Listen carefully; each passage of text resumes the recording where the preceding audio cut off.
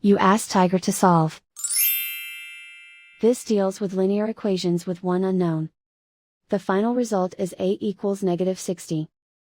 Let's solve it step by step. Swap sides. Group all constants on the right side of the equation. Subtract 3 from both sides. Simplify the arithmetic.